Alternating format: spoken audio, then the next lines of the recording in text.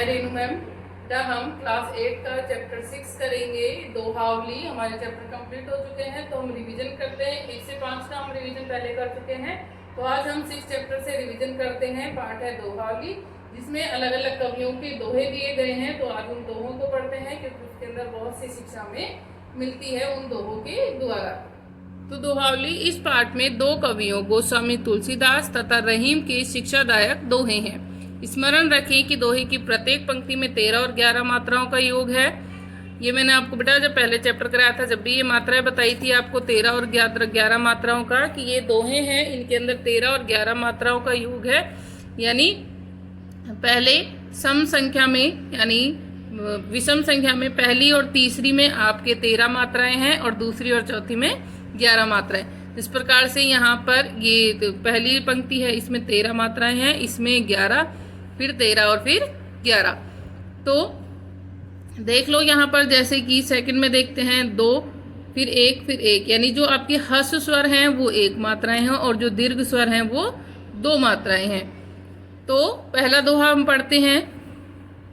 तो यहाँ पर देखो, पहले में 2 मात्राएं, 2 फिर 1 मात्रा, 3 4 5 6 7 8, फिर 2 मात्रा, 1 2 3 4 5 6 7 8 9 10 11 12 और 13। ठीक है, फिर यहाँ 11 मात्राएं होंगी। पहले में 2 मात्राएं हैं और आ में 2 मात्राएं, बाकी सभी में 1 है। 2 3 4 5 6 7 8 9 10 11। इसी प्रकार से आप जितने भी दोहे देखोगे उन सभी में इसी तरह की 13 और 11 मात्राएं होंगी। तो पहला है, तुलसी संत समान चित हित अनित नहीं कोय, अंजलिगत शुभ सुमन जमी सम सुगंध कर दोय। तो यहाँ पर तुलसीदास जी का ये दोहा है। तो तुलसीदास जी कह रहे हैं कि जो संत होता है वो हमेशा समान चित्त यानी मन, तुलसीदास जी कह रहे हैं कि जो संत होते हैं वो समान चित्त के होते हैं, यानी वो समान एक समान मन के होते हैं। हित अनित नहीं कोई, वो ऐसा नहीं सोचते कि वो किसी का भला और किसी का अहित नहीं चाहते हैं, वो सभी की भलाई चाहते हैं, वो किसी से भेदभाव नहीं करते। जिस प्रकार से अंजलिगत शुभ सुमन जमी, कि जिस प्रकार से हथेली में जो फूल रखा होता है वो सभी को सुगंध देता है, उसी प्रकार से जो संत होते हैं वो सभी का सभी को समान रूप से व्यवहार करते हैं, सभी के साथ में, सभी को के साथ में भलाई करते हैं। किसी के साथ जिस प्रकार से फूल सभी को सुगंध देता है, वो ये नहीं सोचता कि मुझे इसको सुगंध देनी है इसको नहीं। उसी प्रकार से जो संत हैं वो सभी का भलाई चाहते हैं, वो हित अनहित नहीं किसी का भी नहीं चाहते। दूसरा, गोधन गजधन बाजी धन और रतन धन खान, जब आवत संतोष धन सब धन धुरी समान। तो यहाँ पर कवि ने, तुलसीदास जी ने कहा है कि गोधन, गो यानी कि गाय, गाय का धन, गज धन यानी हाथी का धन, बाजी धन, बाजी मतलब घोड़ा, घोड़े का धन, और रतन धन, रतन यानी हीरे मोती का धन। जब आवत संतोष धन, कि ये जो सारे धन बताए हैं, गाय का धन, हाथी का धन, घोड़े का धन, रत्न का धन, कि ये धन सभी के अगर किसी के पास हैं, लेकिन जब आवत संतोष धन, लेकिन जब किसी के पास संतोष धन आता है, यानी उसमें संतुष्टि, संतोष की भावना आ जाती है, सब धन धुरी समान, तो ये सारे ही धन है वो धूलि के समान हो जाते हैं। कि जब व्यक्ति के पास संतोष धन आ जाता है तो चाहे उसके पास कोई सा भी धन क्यों ना हो, वो सारे ही धन उसके पास उसके धूलि के समान हैं, यानी धूल के समान है। नेक्स्ट है, आवत हिये हर्षे नहीं नैनन नहीं स्नेह, तुलसी तहाँ न जाइए कंचन बरसे में। तो यहाँ पर कह रहे हैं तुलसीदास जी, आवत हिये हर्षे नहीं, आवत यानी आने से, हिये माने हृदय, हर्षे मतलब प्रसन्नता, कि आवत ये हर्षे नहीं, कि जहाँ पर आपके आने से किसी के मन में प्रसन्नता न हो। नैनन नहीं स्नेह, नैनन मतलब आँखों में, और आँखों में स्नेह नहीं हो, कि आप जहाँ पर जाते हो उस जगह पर अगर आप देखते हैं कि किसी व्यक्ति के हृदय में आपके लिए हर्ष यानी प्रसन्नता नहीं है और आँखों में स्नेह नहीं है, तुलसी तहाँ न जाइए, तुलसीदास जी कहते हैं ऐसी जगह पर हमें नहीं जाना चाहिए, कंचन बरसे में, चाहे वहाँ पर सोने की बारिश ही क्यों नहीं हो रही हो, कि ऐसी जगह पर हमें कभी नहीं जाना चाहिए जहाँ पर किसी आपके जाने से लोग खुश ना हो, आपके लिए किसी की आंखों में प्रेम ना हो, तो ऐसी जगह पर हमें नहीं जाना चाहिए, चाहे वहाँ पर सोने की बारिश ही क्यों ना हो रही हो। आगे है, तुलसी संत सुअंबु तरु फुली फलही पर हेत इतते ए पाहन हनत उत्ते वे फल दे। अब यहाँ पर तुलसीदास जी कहते हैं कि तुलसी संत सुअंबु तरु, कि तुलसीदास जी कहते हैं जो संत होता है उसका स्वभाव एक पेड़ के जैसे होता है। तुलसीदास जी कह रहे हैं कि जो संत है उसका स्वभाव एक पेड़ के जैसे है, कि जिस प्रकार से पेड़ है फूली फल ही पर हित, जिस प्रकार से पेड़ है वह दूसरों के लिए ही फलता है और फूलता है, यानी दूसरों के लिए फल और फूल देता है। और अगर उसके ऊपर कोई पत्थर भी मारे, इत्ते ए पाहन हनत, अगर कोई पाहन यानी पत्थर, अगर कोई उसके ऊपर पाहन हनत यानी मारते हैं, कि अगर उसके ऊपर कोई पत्थर भी मारता है, कि अगर हम पेड़ पे पत्थर भी मारते हैं उत्ते वो फल दे, तो वो पेड़ है वो हमें फल ही देता है। तो यही कह रहे हैं कि जो संत है उसका स्वभाव एक पेड़ के समान है, जिस प्रकार से पेड़ है वो दूसरों को फल और फूल देते हैं यानी दूसरों के हित करते हैं, उसी प्रकार से संत है वो दूसरों का ही भला चाहते हैं। अगर कोई उनको बुरे शब्द भी कहता है तो भी वो उन्हें अच्छी बातें ही बोलते हैं। आगे है मुखिया मुख सो चाहिए खान पान को एक, पाले पोसे सकल अंग तुलसी सहित विवेक। आगे तुलसीदास जी कहते हैं कि मुखिया मुख सो चाहिए, जो मुखिया होता है यानी जो घर का मेन होता है या किसी भी जगह का जो मेन व्यक्ति है मुखिया है, वो मुख के समान यानी जो हमारा मुंह है उसके समान होना चाहिए। खान पान को एक, कि जिस प्रकार हम खाते पीते मुंह से हैं, पाले पोसे, लेकिन हम खाते सारा कुछ मुंह से हैं, लेकिन जो मुंह है वो सभी को समान, अपने सभी शरीर के सभी अंगों को समान जो भोजन है वो पहुंचाता है। उसी प्रकार से जो मुखिया है वो भी मुख के समान ही होना चाहिए, कि वो अपने अंदर जितने भी लोग हैं अपने उन सभी लोगों को समान भाव से वो रखे। आगे ये तुलसीदास जी के दोहे हैं बेटा। आगे हैं आपके रहीमदास जी के दोहे। बुरा जो खोजन में चला बुरा न मिलिया कोई। आगे कह रहे हैं कि बुरा जो, रहीमदास जी कहते हैं बुरा जो खोजन में चला बुरा न मिलिया कोई, जो मन खोजा आपनो मुझसे बुरा ना कोई। तो रहीमदास जी कहते हैं कि मैं इस संसार में बुरे व्यक्ति को खोजने के लिए निकला, लेकिन मुझे कोई भी बुरा नहीं मिला। जो मैं मन खोजा आपनो, और जब मैंने अपने मन को खोजा यानी मैं अपने अंदर मैंने झांक कर देखा तो मुझसे बुरा ना कोई, तो मैंने पाया कि मुझसे बुरा तो इस संसार में कोई भी नहीं है। तो यहाँ पर रहीमदास जी ये कहना चाहते हैं कि हमें दूसरों पर आरोप लगाने से पहले अपने अंदर झांक लेना चाहिए। अगला है जो रहीम उत्तम प्रकृति कर का सकत कुसंग, चंदन विष व्यापत नहीं लपटे रहे भुजंग।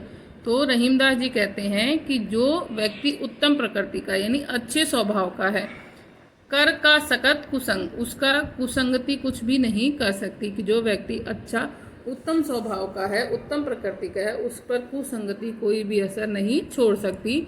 जिस प्रकार से चंदन विष माने जहर, व्यापत यानी व्याप्त रहना, लिपटे रहे भुजंग यानी सांप, कि जिस प्रकार से जो चंदन का पेड़ है उसके ऊपर जो सांप है वो लिपटे हुए रहते हैं, लेकिन फिर भी उसके अंदर जो चंदन है वो उसका जहर उसके अंदर नहीं जाता। कि जो चंदन का पेड़ है उसके ऊपर सांप है वो लिपटे रहते हैं, लेकिन फिर भी चंदन का पेड़ है जो शीतलता देता है उसके अंदर को उसके स्वभाव में कोई भी फर्क नहीं आता। सांप यानी उसका जो सांप का जहर है वो उसके अंदर नहीं जाता। नेक्स्ट है रूठा सुजन मनाई ये, जो रूठे सो बार, रहीमन पुनि पुनि पोई ये, टूटे मुक्ता हार। यहाँ पर रहीमदास जी कहते हैं कि जो व्यक्ति हमसे रूठ जाता है, कि रूठा सुजन यानी सज्जन, की रूठे हुए सज्जन को हमें मनाना चाहिए, जो रूठे 100 बार, चाहे वो हमसे 100 बार ही क्यों न रूठ जाए। जिस प्रकार से कि टूटे हुए मुक्ताहार, टूटे हुए मोतियों की माला को हम बार बार में पिरोते हैं, उसी प्रकार से हमें रूठे हुए व्यक्ति को बार बार मनाने की कोशिश करनी चाहिए। अगला है ये रहीम निज संग ले, जनमत जगत न कोई, बैर पीत अभ्यास जस होती होय। आगे रहीमदास जी कहते हैं कि कुछ चीज़ें हैं जो व्यक्ति अपने जन्म के साथ में नहीं लेकर पैदा होता, लेकिन धीरे धीरे अभ्यास के साथ में ये सारी चीज़ें उसके पास में आ जाती हैं। कि ये रहीम निज संग ले, जन्मत जगत न कोई, कि रहीमदास जी कहते हैं कि ये सारी चीज़ें हैं, व्यक्ति जन्म लेता है अपने जन्म के साथ में उसके साथ में नहीं आती, लेकिन धीरे धीरे ये सारी चीज़ें उसके पास आ जाती हैं। क्या क्या चीज़ें हैं? बैर प्रीत अभ्यास जस, कि बैर किसी से दुश्मनी, किसी से प्रेम, और अभ्यास और यश, ये सारी चीज़ें होते होते धीरे धीरे ही व्यक्ति को प्राप्त होती हैं। नेक्स्ट है रहीमन पानी राखे बिन पानी सब सून, पानी गए न उभरे मोती मानुष चून। कि रहीमदास जी कहते हैं कि हमें हमेशा अपने पास पानी रखना चाहिए, क्योंकि पानी के बिना सब कुछ सूना है। कि पानी गए न उभरे, कि जिस प्रकार से इन चीज़ों से पानी चले जाने के कारण इनका कोई भी मूल्य नहीं है। यहाँ पर इनका पानी का अलग अलग अर्थ है कि मोती के लिए चमक, कि अगर मोती से चमक चली जाए तो मोती व्यर्थ है, मनुष्य की इज्जत चली जाए तो वो व्यर्थ है। और चून, यहाँ पर चून है, दो अर्थ हो सकते हैं चून, एक तो आटा और दूसरा जो चूना बेटा हम मकान बनाने में जो लगाते हैं वो, तो कि अगर चूने के अंदर पानी नहीं हो तो वो बेकार है। तो यहाँ पर इन तीनों ही चीज़ों के लिए अलग पानी का अलग अलग प्रयोग हुआ है। तो बेटा आपको ये चैप्टर अच्छे से पढ़ना है। Thank you. Hello student of class 8, this is Vinita ma'am, your science teacher, welcoming you to our YouTube channel of online classes. Student, as you know that our school has always provided you a better education system for improving your education quality. So student, to continue our this series, we are providing you our SolidWorks program through our online classes, and in this solid program we are continuing our SE1 syllabus to up to 50% of its syllabus we are going to completed in this SolidWorks program. So in our previous video I have told you about the few content of chapter 7. Now we are going to continue this in this video, so let's do it. Student, in our today's class we are going to continue the topic that is conservation of wildlife or biodiversity. Conservation of wild life और biodiversity का means है कि जो हमारे जितने भी wild life जंगली जीव जंतु हैं या जो हमारी बायोडाइवर्सिटी विभिन्नताएं जो भी हमारे पूरे देश में फैली हुई हैं उनको प्रिजर्व करके रखना, कंजर्व करके रखना फॉर हमारे फ्यूचर जनरेशन्स के लिए भी एंड फॉर आवर हेरिटेज भी आप कह सकते हो उसको. So to how we can conserve, we are going to study this topic in this video.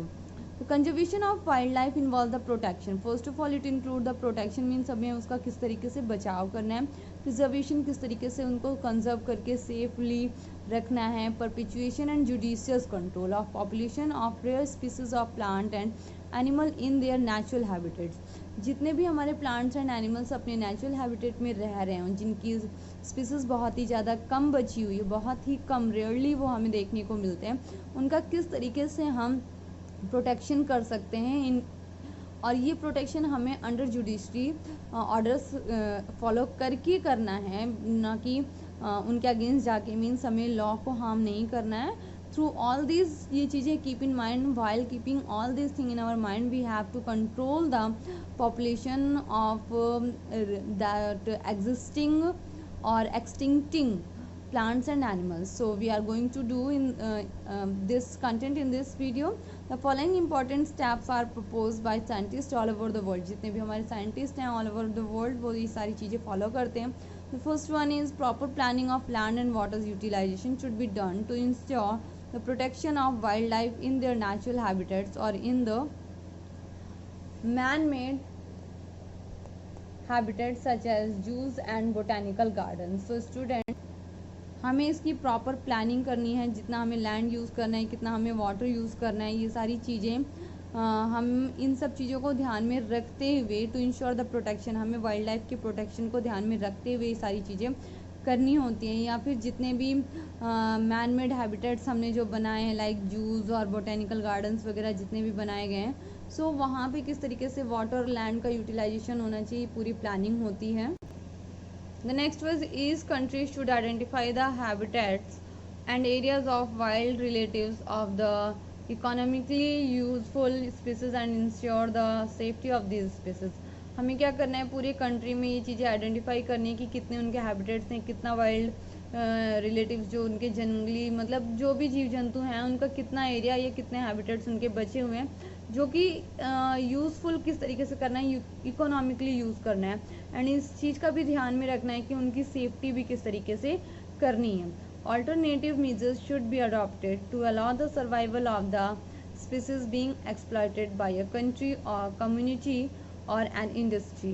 देखिए क्या करना है आपको स्टूडेंट, मीन्स ये जो ऑर्गेनाइजेशन है कंजर्व करती है फॉरेस्ट वगैरह वाइल्ड लाइफ को, तो वो क्या करती है, फर्स्ट ऑफ ऑल जितने भी उनके ऑल्टरनेटिव्स मेजर्स हैं उनको यूज़ करती है, मतलब अडॉप्ट करती है, जिससे कि हमारी जो स्पीसीज बची हुई हैं वो ज़्यादा से ज़्यादा सर्वाइव कर सकें, एंड प्लस में उनको एक्सप्लॉयट नहीं करना है, या जो किसी भी कंट्री या किसी कम्युनिटी के थ्रू एक्सप्लॉयट की जा रही हैं, उनको नुकसान पहुंचाया जा रहा है, उन सब को उनके सर्वाइवल के लिए किस तरीके से उनका जीवन यापन हो सकता है, जितने भी अडेप्ट अल्टरनेटिव मेजर्स हैं उनको अडॉप्ट किया जा रहा है. Strict laws have to be framed and enforced to check poaching, illegal hunting and trade of animal products. जितने भी हमारे स्ट्रिक्ट लॉज हैं, मतलब कड़े से कड़े नियम कानून बनाए जाने चाहिए और उनको लागू भी करना चाहिए कि जितना भी मतलब हंटिंग या फिर जो चोरी छुपे जानवरों को शिकार कर लेते हैं, इलीगल हंटिंग कुछ लोग करते हैं, या फिर जितना भी ट्रेड हो रहा है एनिमल प्रोडक्ट्स का, जैसे कि आपको पता है जो हमारे एनिमल टस्क होते हैं, एलिफेंट टस्क जो होते हैं वो बहुत ही ज़्यादा कॉस्टली जाते हैं, पाइथन वगैरह की स्किन वगैरह भी बहुत कॉस्टली जाती है. सो ऑल मतलब उनका जितना भी इलीगल ट्रेड हो रहा है, we have to control that. Restoration of forest, field, grassland and swamp should be ensured. जितना भी हमारा फॉरेस्ट बचा हुआ है, फील्ड है, ग्रासलैंड है, स्वैम्प, जितने भी जहाँ पे वो सारी चीज़ें, ये वो सारी जगह हैं जहाँ पर हमारे वाइल्ड लाइफ सर्वाइव करते हैं, तो उनका रिस्टोरेशन करना चाहिए. उनको अगर बचे हुए हैं तो संभाल कर रखना चाहिए, और इन केस अगर वो नष्ट हो रहे हैं तो उनकी प्रोटेक्शन करनी चाहिए. Unnecessary destruction of wild life should be prevented by educating people. लोगों को ये पढ़ा करके उनको जागरूक करना है, शिक्षा दे करके कि किस तरीके से हम वाइल्ड लाइफ को अपना बचा सकते हैं. Special attention should be given to conserve the species which fall in the category of endangered, vulnerable और रेयर स्पीसीज. जितने भी हमारे वो प्रजातियां जो खतरे में हैं या वल्नरेबल, रेयर या इंडेंजर्ड स्पीसीज हैं, उनको अटेंशन, स्पेशल अटेंशन पे करनी है.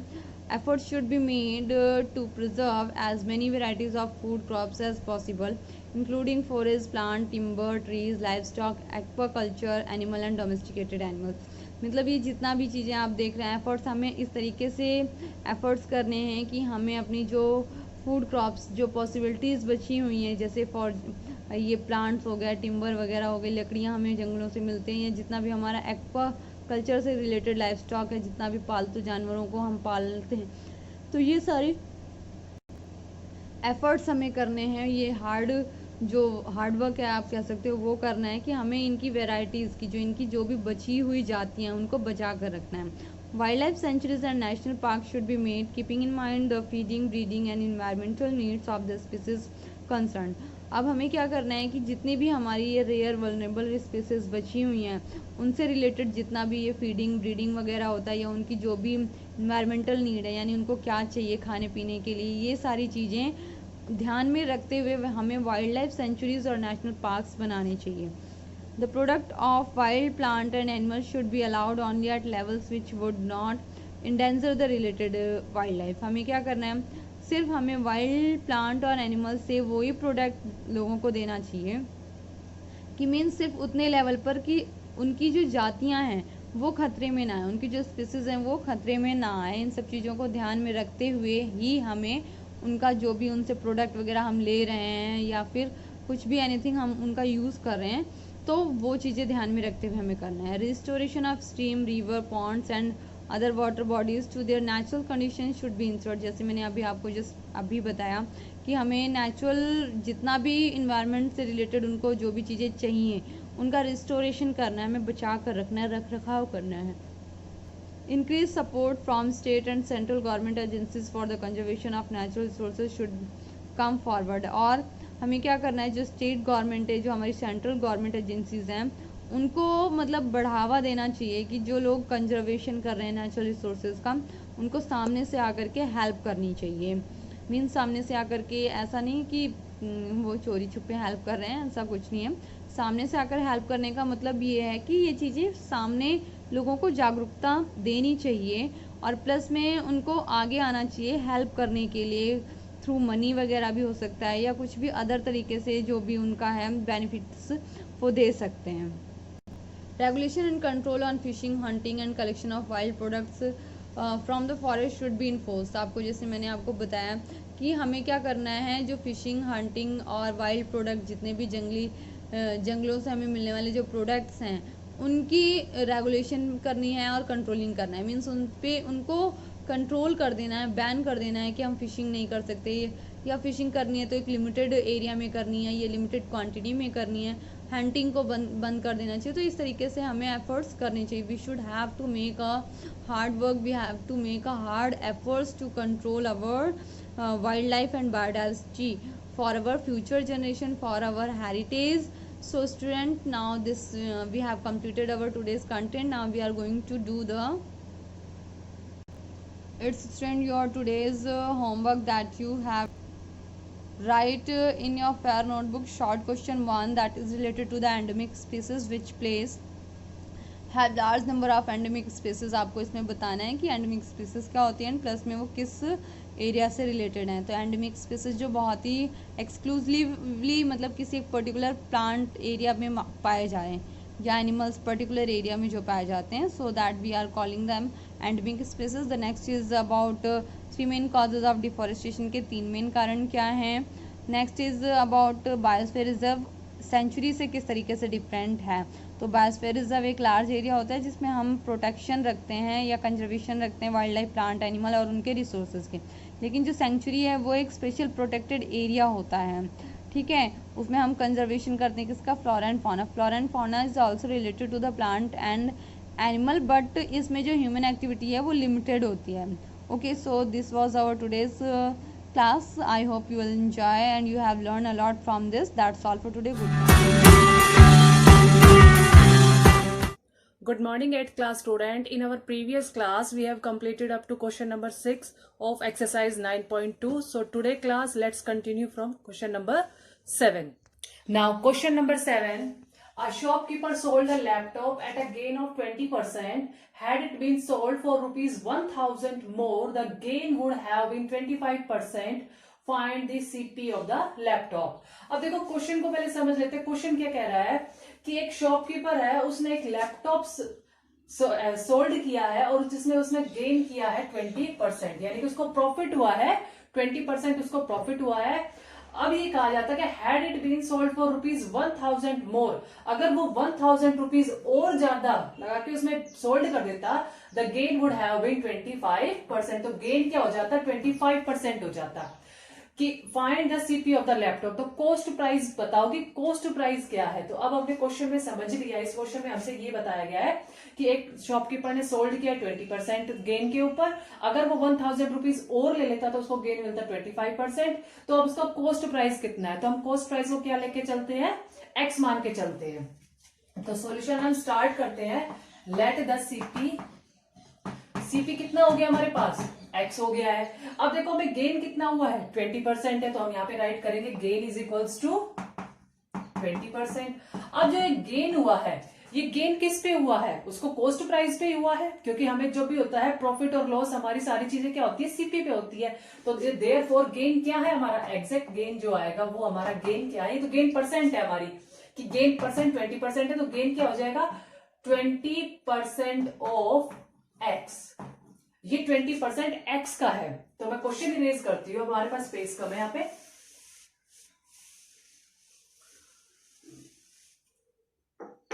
तो यहाँ पे क्या है, 20% ऑफ एक्स है, it means 20/100 multiply by x. अब हम इसको कैंसिल आउट करते तो हमें क्या मिलेगा, 1/5 ऑफ एक्स, यानी कि हम इसको x/5 भी राइट कर सकते हैं। तो हमारा गेन ये है। अब जब हमें सीपी पता चल गया है और गेन हमें पता है, तो हमें एसपी भी फाइंड आउट कर सकते हैं। एसपी क्या होता है हमारे पास, SP is equal to CP plus gain, ये हमारे एसपी का फॉर्मूला है। तो एसपी हम फाइंड आउट कर सकते हैं। सीपी कितना है हमारे पास, एक्स, गेन कितना है x/5, तो एसपी कितना हो जाएगा। अब हम इसको सिंप्लीफाई कर लेते हैं। 5 आ गया हमारा LCM, 5x plus x, it means 6x/5। जो एसपी है वो क्या हो गया हमारा 6x/5 आ गया हमारे पास SP.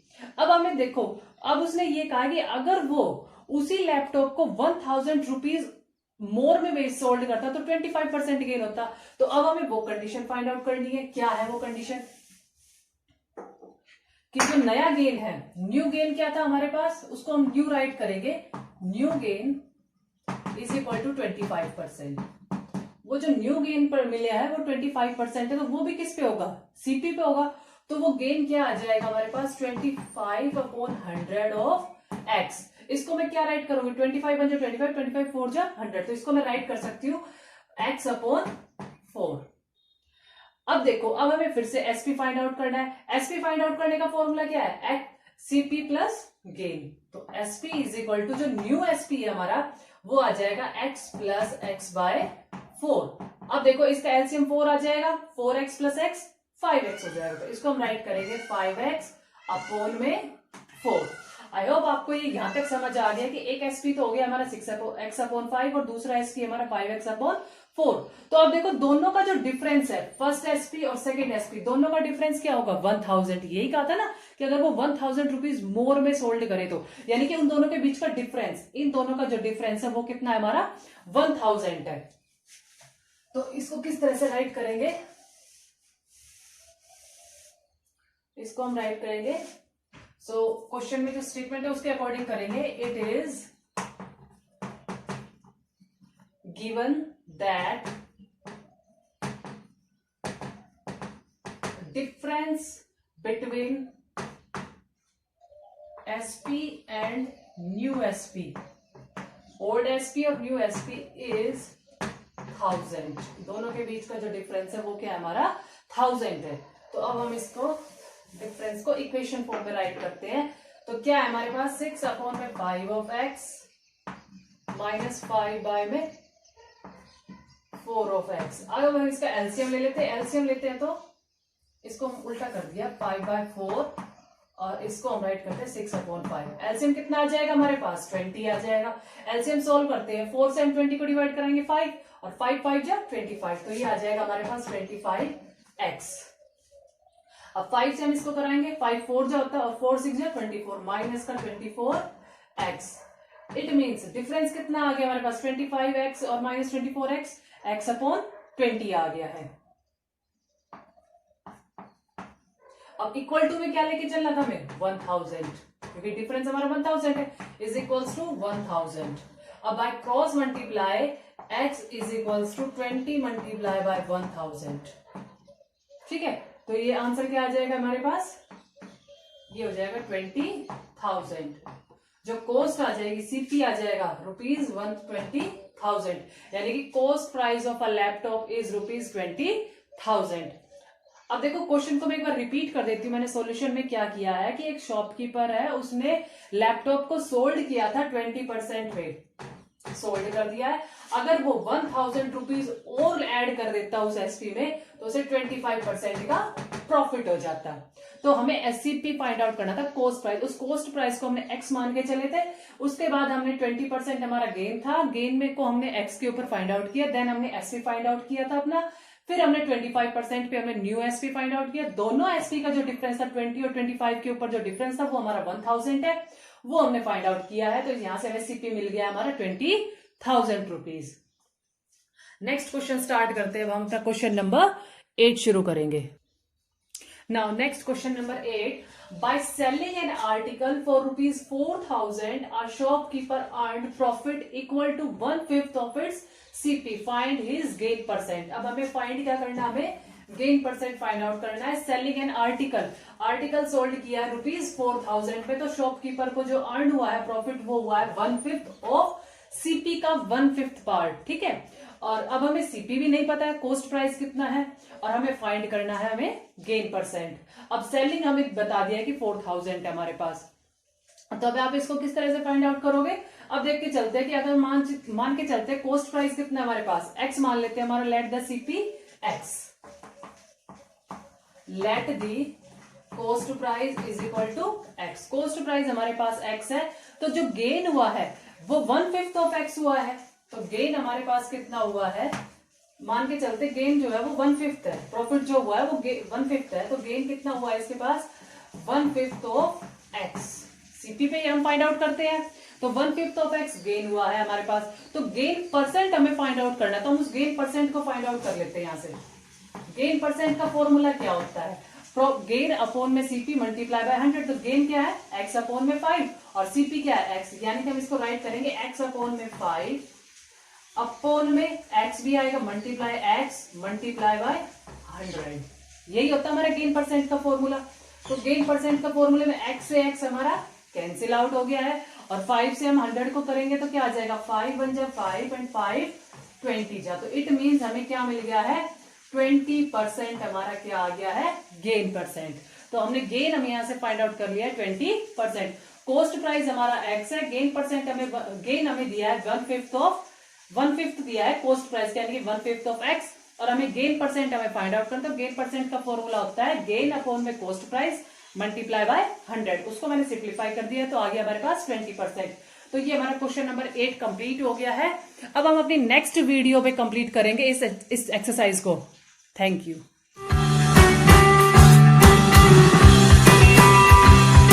Morning students, welcome to our YouTube classes. This is for class 8.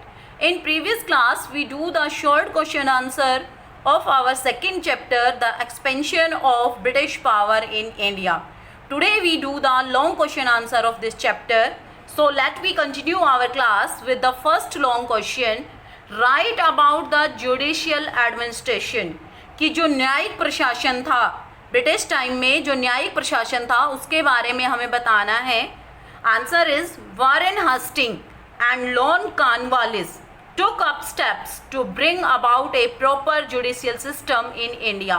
कि जो वारेन हास्टिंग थे और लॉर्ड कॉर्नवालिस थे, उन्होंने कदम उठाए भारत के अंदर उचित जुडिशियल सिस्टम को लाने में। ठीक है, जुडिशियल सिस्टम को लाने में, भारत के अंदर जुडिशियल सिस्टम लाने में Warren Hasting and Lord Cornwallis का बहुत ही महत्वपूर्ण हाथ है। A hierarchy of courts was also established in the country with the Supreme Court at the top. कि इस क्रम में, इस हायरार्की में, इस पदानुक्रम में कोर्ट ऑल्सो एस्टैब्लिश, कि कोर्ट की भी स्थापना की गई जिनमें सुप्रीम कोर्ट सबसे टॉप पे था, उसके बाद हाई कोर्ट था और उसके बाद डिस्ट्रिक्ट कोर्ट या लोअर कोर्ट था। The rule of law and equality before law were establish.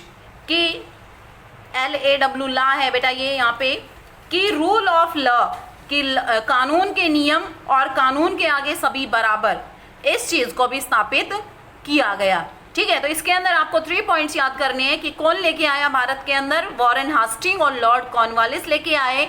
उसके बाद हायरार्की ऑफ कोर्ट्स की स्थापित की गई जिसके अंदर टॉप पे सुप्रीम कोर्ट था, और rule of law and equality before law भी एस्टैब्लिश हुए। Our second question is write about establishment of police force. कि जो पुलिस फोर्स की एस्टैब्लिशमेंट हुई, पुलिस फोर्स की स्थापना हुई भारत के अंदर, उसके बारे में अब हमें बताना है। Lord Cornwallis set up a permanent police force in India. कि जो लॉर्ड कॉर्नवालिस थे उन्होंने भारत के अंदर परमानेंट पुलिस की स्थापना की, स्थायी रूप से पुलिस की स्थापना की। ए थाना और पुलिस स्टेशन हेडेड बाय ए दरोगा इन एवरी डिस्ट्रिक्ट। कि जो थाना है या जिसको पुलिस स्टेशन बोलते हैं, हेडेड बाय ए दरोगा, दरोगा के द्वारा जो हेडेड किया जाता था, प्रत्येक डिस्ट्रिक्ट में बनाया गया। ठीक है, कि प्रत्येक डिस्ट्रिक्ट में आप अभी भी देखते हो कि हर डिस्ट्रिक्ट के अंदर या हर मतलब कि गांव, 2-3 गांवों को मिला के एक थाना बना दिया जाता है, या डिस्ट्रिक्ट के अंदर अब तो बहुत सारे थाने होने लगे, लेकिन उस टाइम पे जो डिस्ट्रिक्ट, जो लोअर पार्ट था, उसके अंदर एक थाना या एक पुलिस स्टेशन बनाया जाता था जो दरोगा के द्वारा उसको चलाया जाता था। कोतवाल एंड चौकीदार, कि कोतवाल और चौकीदार वर ऑल्सो अपॉइंटेड, कि इनका भी अपॉइंटमेंट दी जाती थी, to look after law and order in towns and villages. कि जो हेड होता था वो तो दरोगा होता था, लेकिन कोतवाल और चौकीदार, ठीक है, उनको भी अपॉइंट किया जाता था। किसके लिए? कि वो गांवों और कस्बों के अंदर जो न्याय और जो कानून है उसको देख सके। जो कानून है या जो प्रथा चली आ रही है कानून के प्रति, कि कोई अन्याय तो नहीं हो रहा है, कोई जुर्म तो नहीं हो रहा है, तो उस चीज़ को देखने के लिए कोतवाल और चौकीदार को अपॉइंट किया गया था। Our third question is write a note about civil administration, कि सिविल एडमिनिस्ट्रेशन के ऊपर हमें एक नोट लिखना है. Answer is civil administration. For effective administration the British territory in India was divided into district, कि अच्छा प्रभावशाली प्रशासन चलाने के लिए ब्रिटिश सरकार ने क्या किया, भारत को डिस्ट्रिक्ट्स में डिवाइड कर दिया. द कलेक्टर, मजिस्ट्रेट एंड जज were the 3 main officials at district level, कि कलेक्टर, मजिस्ट्रेट और जज 3 मेन ऑफिशियल्स थे डिस्ट्रिक्ट लेवल पे जो इन डिस्ट्रिक्ट्स को या इन टेरिटरीज को चलाने में ब्रिटिश पावर की हेल्प करते थे. The Indian civil service was introduced under the governor generalship of Lord Cornwallis, कि इसी टाइम में क्या था कि जो इंडियन सिविल सर्विस थी इंट्रोड्यूस्ड हुई भारत के अंदर जब लॉर्ड कॉर्नवालिस यहाँ के गवर्नर जनरल थे. To train the civil servants the Fort William college was set up in Calcutta by Lord Wellesley, और जो सिविल सर्वेंट्स बनते थे उनको ट्रेन करने के लिए फोर्ट विलियम कॉलेज बनाया गया कलकत्ता के अंदर लॉर्ड वेलेस्ली के द्वारा. ठीक है. अब हमारा नेक्स्ट क्वेश्चन है write a note about the military administration, कि हम मिलिट्री प्रशासन के बारे में बताना है. Warren Hasting expanded the army as soon as he was appointed the governor general of Bengal in 1773, कि वॉरेन हास्टिंग ने आर्मी का विस्तार किया जैसे ही वो अपॉइंट हुए गवर्नर जनरल ऑफ बंगाल 1773 में, ये 1773 है. ठीक है. Spoils were requisitioned for the army from Awadh and Banaras region, कि जो सैनिक थे जिन सैनिकों की ज़रूरत पड़ती थी आर्मी के अंदर वो अवध और बनारस रीजन से लिए जाते थे. The soldiers were well trained and disciplined, और जो सोल्जर्स थे वो वेल ट्रेंड थे और डिसिप्लिन थे, मतलब कि वो अच्छे से ट्रेंड किए हुए थे और अनुशासन में थे. An Indian sepoy could rise to the post of a subedar, और जो इंडियन सैनिक होता था वो कहाँ तक जा सकता था, पोस्ट ऑफ सूबेदार तक. किसकी पोस्ट तक जा सकता था, वो पोस्ट ऑफ सूबेदार तक जा सकता था, उससे ऊपर उनको कोई पोस्टिंग नहीं दी जाती थी, कोई पोस्ट नहीं दी जाती थी. Our next question is explain the doctrine of lapse, की लैप्स की नीति क्या है हमें बताना है. The doctrine of lapse was a policy which was used for the expansion of the company's control, कि डॉक्ट्राइन ऑफ लैप्स एक पॉलिसी थी जिसका यूज़ किया गया था कंपनी के कंट्रोल को, कंपनी के नियंत्रण को बढ़ाने के लिए. It was introduced by Lord Dalhousie, इसको किसने इंट्रोड्यूस किया, लॉर्ड डलहौजी ने. In this policy if the ruler of a subsidiary state without living a natural heir to the throne the territory would lapse और pass into British hands, कि यदि कोई ruler, इस policy के under क्या था कि यदि कोई सब्सिडरी स्टेट का रूलर बिना अपना प्राकृतिक उत्तराधिकारी, मतलब खुद का उत्तराधिकारी, खुद का बेटा या बेटी छोड़े बगैर ही मृत्यु को प्राप्त हो जाता था, तो वो प्रदेश, वो जो उनका राज्य था वो खुद से ही ब्रिटिश के हाथों में चला जाता था. Jhansi, Satara and Nagpur were annexed using this policy, कि झांसी, सतारा और नागपुर इसी पॉलिसी के द्वारा उन्होंने अपने अंडर में लिए थे. ठीक है बेटा. जो सब्सिडरी अलायंस है वो क्या थी कि छोटे छोटे जो प्रिंसली स्टेट्स थे उनको अपने अंडर में लेना, और जो ये लैप्स नीति थी ये क्या थी कि जो सब्सिडरी अलायंस के अंदर जो स्टेट थे अगर उनका शासक अपना उत्तराधिकारी छोड़े बगैर ही मृत्यु को प्राप्त हो जाता था तो उसको कौन ले लेता था, उसको ब्रिटिश सरकार के अंडर में वो खुद से ही चली जाती थी, मतलब कोई नियम, कोई कानून लागू नहीं था. अब झांसी का नाम तो आपने सुना ही होगा, जहाँ की रानी लक्ष्मीबाई थी, तो इनका भी कोई अपना अधिकारी नहीं था इनका, तो ये भी उनके अंडर में चली गई थी. ऐसे ही सतारा झांसी के पास ही है, और नागपुर, तो ये तीनों इन स्टेट्स के अलावा भी बहुत सारे स्टेट्स हैं, जैसे हैदराबाद है तो वहाँ पे भी, और बहुत सारे और भी स्टेट्स हैं जो इसी पॉलिसी के अंडर, ब्रिटिश रूल के अंडर में चले गए थे. Now our fifth question is give an account of the Anglo Nepalese war. तो बेटा इस क्वेश्चन को मैं आपकी बुक से ही कराऊंगी. ये देखिए, ये आपका आंसर है फिफ्थ क्वेश्चन का, सिक्स्थ क्वेश्चन का. The Anglo Nepalese war, the Anglo Nepalese war resulted when the Nepalis expanded their kingdom to Kumaon and Garhwal in the east and Awadh in the west. कि जो Anglo Nepalese war हुई थी वो किसके कारण हुई थी, किसके रिजल्ट के कारण हुई थी, मतलब किसका परिणाम थी वो, कि जब नेपालीज ने अपना राज्य बढ़ाना चाहा कुमाऊं और गढ़वाल ईस्ट में और अवध वेस्ट में. The defeat of the Nepalese in the battle led to the annexation of Garhwal and Kumaon into the British territory in India. और जो ये डिफीट हुई थी नेपालीज की वो किन में हुई थी, गढ़वाल और कुमाऊं जो ब्रिटिश टेरिटरी थी भारत के अंदर उनके अंदर हुई थी. It also led to the requirement of a large number of Gurkhas in to the British army. और इसने क्या किया कि जो लार्ज नंबर ऑफ गुरखाज थे वो ब्रिटिश आर्मी के अंदर उनकी ज़रूरत हुई. तो ये 3 पॉइंट्स हैं आपके. First, Anglo-Nepalese war resulted when the Nepalis expand their kingdom to Kumaon and Garhwal in east and Awadh in west. Second point, the defeat of the Nepalis in the battle led to the annexation of Garhwal and Kumaon into the British territory in India. Third is, it also led to the recruitment of a large number of Gurkhas into the British army. तो बेटा ये आपके 3 points हैं इस 6th question का answer. तो ये पूरा ही आपको आंसर में लिखना है. आप 3 पॉइंट्स नहीं कर सकते तो आप यहाँ तक 2 पॉइंट्स तो आपको करने ही करने हैं. I hope you understand the long question answer of this chapter very well. In next class we start our 3rd chapter of history. Thank you. Have a nice day. Good morning student, welcome to online class. This is Saroj from MLP International School Rajpura. Student, as we are doing revision part and we have already completed up to 7 chapter and in essay 1 syllabus almost completed. So instead of starting the new chapter again I am just doing the revision of the same. As you all know, you have to do the optional question, so you have to just read clearly and understand the thing so that if any case we can just give the optional question, you will be able to just solve the question. So let us start.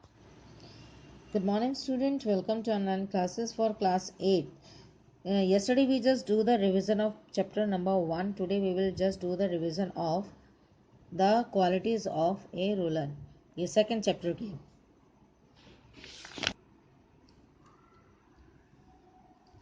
So students, अब देखिए word treasure, ये क्या है आपके word meaning है. तो जो आपके MCQ टाइप के क्वेश्चंस आएंगे ऐसे 1 के लिए, तो उसमें मैं आपको बताना चाहूँगी कि आपका आ सकता है. जैसे आपका ये है, ये प्रॉस्पेरस का मतलब होता है रिच या एफ्लुएंट.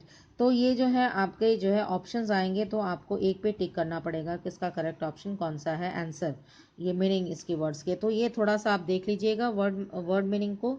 और सेकेंडली आप देखिए, आप ये आंसर द क्वेश्चंस ब्रीफली, यानी कि आपको एक क्वेश्चन बताने हैं शॉर्ट में. The who often advise the king in various state offer, ये जो किसने जो है एडवाइस दी थी कि स्टेट में अफेयर जो है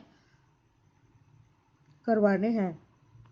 तो ये क्या है, काउंसिल ऑफ मिनिस्टर, जो मिनिस्टर के काउंसिल थे उन्होंने जो सजेशन की थी ये किंग को.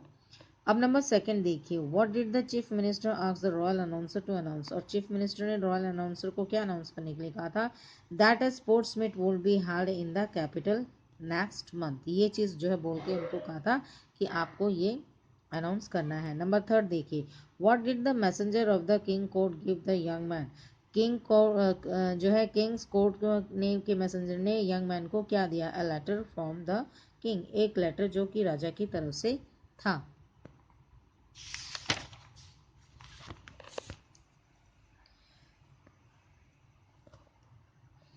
अब देखिए आपका MCQ choice question. The chief minister was very learn and advice, chief minister काफ़ी लर्न था और एडवाइस था.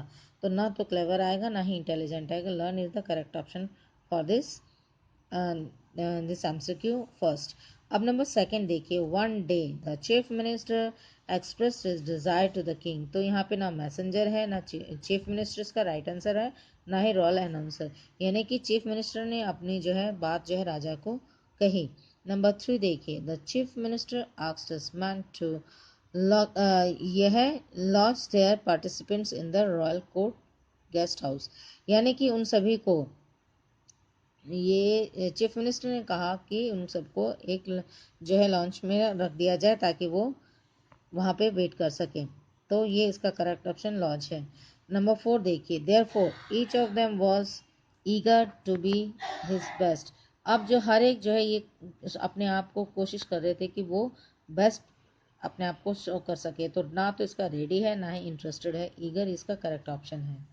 नंबर 5 देखिए, none of them were inferior to the other in any case, jealous, inferior and superior, यानी कि ये जो है कोई भी ऐसा अपने आप को ये नहीं कर रहा था कि एक दूसरे से ज़्यादा सुपीरियर हो, तो ये जो है सुपीरियर नहीं, इसका inferior इसका करेक्ट ऑप्शन है।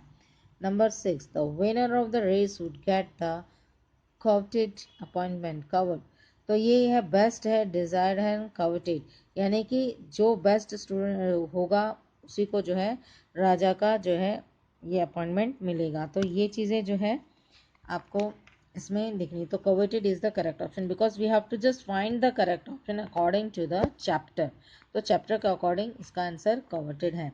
अब नंबर 7 देखिए, all the participants that already reach the arena, तो ये है इसका करेक्ट ऑप्शन, तो सभी पार्टिसिपेंट जो है पहले ही जो है निर्धारित स्थान पर पहुंच गए थे।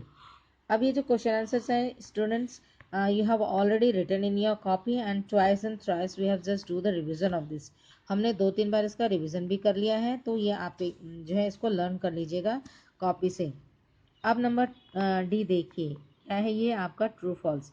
The people of the kingdom were happy and prosperous, जो है राज्य के लोग खुश थे और काफ़ी जो है समृद्ध थे, तो ये इसका ट्रू आएगा। नंबर 2 देखिए, the chief minister wanted to spend and rest the life of his service of god, ये स्टेटमेंट है कि चीफ मिनिस्टर जो है वो चाहते थे कि बाकी की ज़िंदगी जो है भगवान की सेवा में लगाए, तो ये जो है स्टेटमेंट भी ट्रू है।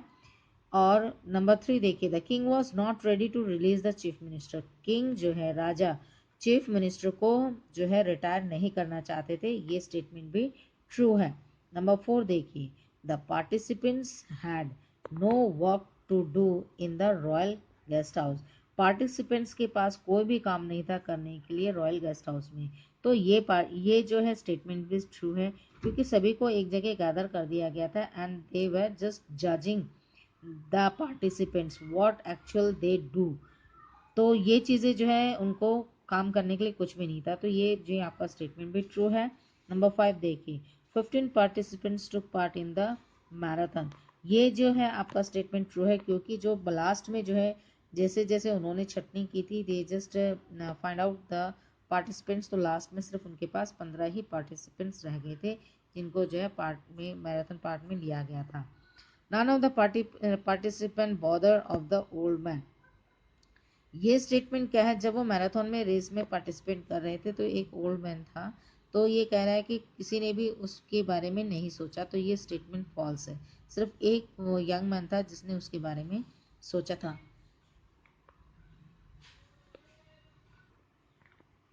नंबर 7 देखिए, the young man who had help the old man was the most suitable candidate to the new chief minister, यानी कि जो द यंग मैन था वो जो है सबसे ज़्यादा सुटेबल कैंडिडेट था चीफ मिनिस्टर की पोस्ट के लिए, तो ये स्टेटमेंट सही है, क्योंकि उसने जो है जो क्वालिटीज़ होती है एक रूलर के लिए, तो वो उसमें सारी चीज़ें थी और उसमें सिंपैथी भी थी, तो that's why he was been selected for the chief minister, इसलिए उसको चीफ मिनिस्टर के लिए सिलेक्ट किया गया।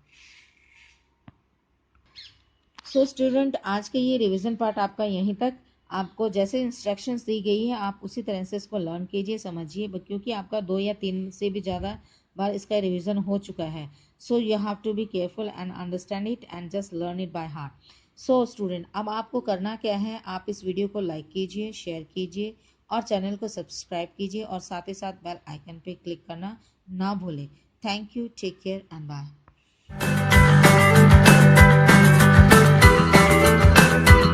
Class 8 students, in previous video we started with the chapter adverbs and degree of comparison and we discussed about the kinds of adverbs. Now today our topic is sentence adverbs and adverbs of reason.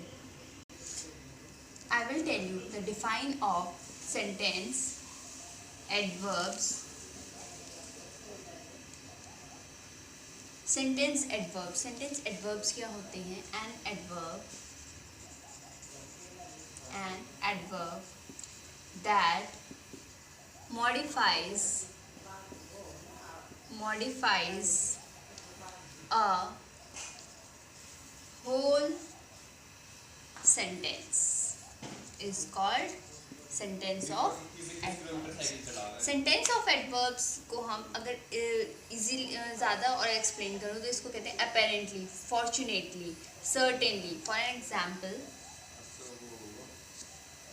when we are in adjectives, luck is the adjective plus ly, it becomes luckily. It becomes luckily, and luckily is the adverbs which make this sentence adverbs. Sentence adverbs तब होते हैं तब हम किसी sentences में adverbs को add करके उस sentence को modify करते हैं, ज़्यादा डिटेल में explain करते हैं, उन्हें हम sentence adverbs कहते हैं. Adverbs of reason क्या होता है? Adverbs of reason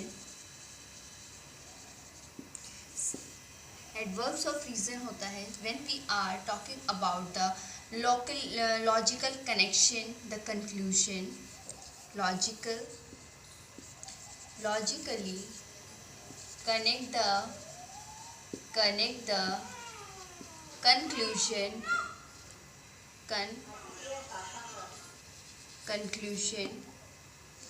with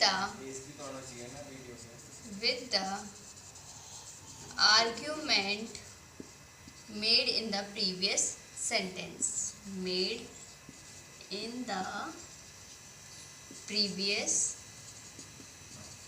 sentence. So, for example, we are having a sentence, for example, hence, thus, so, since, so, since. To complete the sentences, we are use some words like so, since, these, therefore, why, hence, thus. They are the examples of adverbs of reasons to complete to connect the sentences logically. जो conclusion होता है हमारा sentence को complete करते हैं तो एक conclusion निकलना चाहिए और उस कनेक्शन को हम क्या कहते हैं? Adverbs of reason. यानी कि हमें रीज़न पता होता है कि हमें क्या लिखना है. Okay students, I tell you about the sentence adverbs and adverbs of reason. Sentence adverbs I will explain you again. Adverbs that modifies whole sentence, जो एक पूरे सेंटेंस को मॉडिफाई करता है उसे हम सेंटेंस एडवर्ब्स कहते हैं. और एडवर्ब्स ऑफ रीजन्स को हम ये कहते हैं जो दो सेंटेंसेस को कनेक्ट करके और कंक्लूजन निकलता उन्हें हम एडवर्ब्स ऑफ रीजन कहते हैं. Now on the basis of this we are having a book exercise. Now let's start with the book exercise. Now students, we are having a book exercise on the basis of kinds of adverbs. Choose adverbs from the books to complete the given passage. Identify the kinds of verbs you have used in each case. It means we are having adverbs in the box. ये हमें adverbs given हैं box में. इन adverbs को use करके हमें इस passage में fill करना है और ये identify करना है कि ये कौन सा kind of adverb है. Now first sentence is Ela and her siblings never need an excuse to travel to the beach. Never word use किया, adverb use किया है हमने और never is the negative kind of adverb.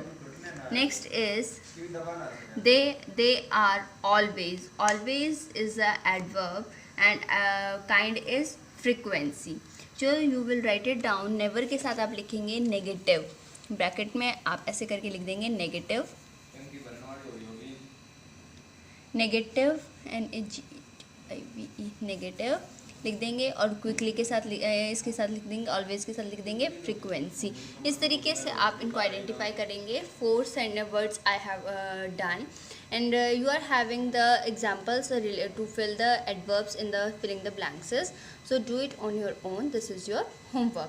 Now we are having a next topic, that is formation of adverbs. हम adverbs को कैसे बनाते हैं, and we are having a lot of points. Now let's start with the points. Now I will tell you the formation of adverbs. Formation of adverbs कैसे frame करते हैं हम देखिए. We are having different points by adding adverbs of manner. First है हमारे पास adverbs of manner. Adverbs of manner. इसके अंदर हम जब जो हमारे पास वर्ड्स होते हैं उनके साथ adverbs of manner होते हैं हमारे पास careful, ब्यूटीफुल. ये हमारे पास एग्जाम्पल्स हैं एडवर्ब्स ऑफ मैनर, और इनके साथ जब हम प्लस कर देते हैं ly तो ये बन जाते हैं हमारे एडजेक्टिव्स. ये हमारे पास एडजेक्टिव्स हैं, जब इनके पीछे हम ly लगा देंगे तो ये हमारे बन जाएंगे एडवर्ब्स ऑफ मैनर, यानी केयरफुली. ये हमारे हैं एडजेक्टिव्स. एडजेक्टिव्स हैं ये हमारे पास, और एडजेक्टिव्स में तब हम ly को ज्वाइन कर देते हैं, प्लस कर देते हैं, तो ये हमारे बन जाते हैं adverbs of manner, beautifully.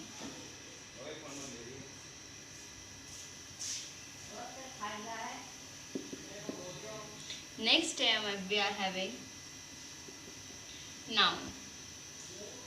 When we are putting noun plus ly, we getting adverbs. Then also we are having adverbs. First of all, day is the noun plus ly equals to daily. Okay, and now we are having third point, and that is suffixes. Suffixes means when we, आप हिंदी में इसे प्रत्यय भी कहते हैं. प्रत्यय means when we are using the sentences after words. जो हम words use करते हैं, कुछ वर्ड्स ऐसे होते हैं जो हम वर्ड्स के बाद यूज़ करते हैं, उन्हें हम कहते हैं suffixes. For example, wise is a suffixes, और इसके साथ हमने एक वर्ड लिखा है क्लॉक. तो क्लॉक के बाद हम जब वाइस लिखेंगे तो ये बन जाएगा clockwise. Okay students, this is become adverbs of manner. Now third is noun. Noun में हम फिर से again we are using a. Noun के साथ हम ly तो यूज़ करते ही हैं, एक और वर्ड यूज़ करेंगे अ. ए वर्ड यूज़ करेंगे तो वो बन जाएगा हमारा adverbs of manner. For example, board is a noun. Okay, board is a noun, इसके साथ हम ए वर्ड यूज़ कर देंगे तो ये बन गया abroad. Okay students, now we are having E part. E part पे हम क्या करेंगे, बिफोर एडजेक्टिव्स. एडजेक्टिव्स क्या हैं हमारे, केयरफुल, ब्यूटीफुल. तो कुछ एडजेक्टिव्स ऐसे हैं जिनके साथ हम अ प्लस बी इन दोनों वर्ड्स का यूज़ कर देंगे. उनके आगे before adjective, before adjective we make them adverbs. We make them adverbs. Now how we are going to do this? Now let's start. Beyond. अब हमने be प्लस beyond, यानी कि ये हमारा क्या है, एडजेक्टिव है, और इसके साथ हम बी वर्ड यूज़ कर देंगे तो ये बन जाएगा बियॉन्ड, और बियॉन्ड का बन जाएगा हमारा adjective. Like this we are going to join some adjectives and nouns to make the adverbs of manner. So students, I hope you understand about how we are going to make the formation, how we are going to do the formation of adverbs. Thank you everyone, and do this exercise in your fair notebook.